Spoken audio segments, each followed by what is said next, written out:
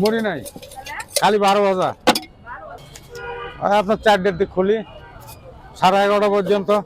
ব্যবসার বয়স 31 বছর চলেছে। ঝালমুড়ি না, এটা 12 ভাজা এই জায়গায়।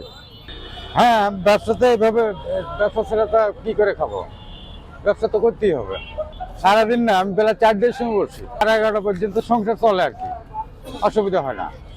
চিড়ে, চাল ভাজা, চানাচুর, বাদাম, এটা মটর, কাঁচা বুট, তারপরে আপনার হচ্ছে রান্না বুট, মানে 12 ভাজা যাকে বলে আর কি, স্বাস্থ্যসম্মত।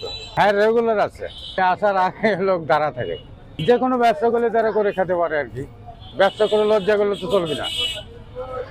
যে কোনো ব্যবসায়ী যে কোনো ব্যবসা করে খেতে পারে, তার অসুবিধা হবে না। না, আমার খাবার খুব বাঁচে, খুবই কম। আর বাঁচলে খালি আপনার রান্না বুটটা বাঁচে, নাহলে কাঁচা বুট বাঁচে, ফ্রিজে থুয়ে দিই। হ্যাঁ, অল্প কিছু বাঁচে, আর বাঁচেই না। হ্যাঁ, হঠাৎ মনে করেন বাঁচে। জায়গা না এটা, ফুটপাতের জায়গায় সে পরিস্থিতি নাই। সিএনজির জায়গা, দেখেন না, দোকানপাট সব ভাঙে দিচ্ছে। আর আমার তো এটা অস্থায়ী। এখন আছি মনে করেন যে এখন এটা দিলে আরেক জায়গায় বসতে পারি, হয়তো 5 হাত দূরে বসলাম। হ্যাঁ, কিন্তু দোকান চলবে আর কি। আমার সাথে টেলিং কেউ বেকার দিবি কি? টেলিং দিতে গেলে মনে করেন বহুদিন লাগবে।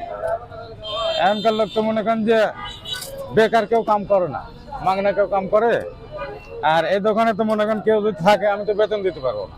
হ্যাঁ, আইডিয়া নিলে আমি দিয়ে দেবো, তারা যাতে করে খেতে পারে।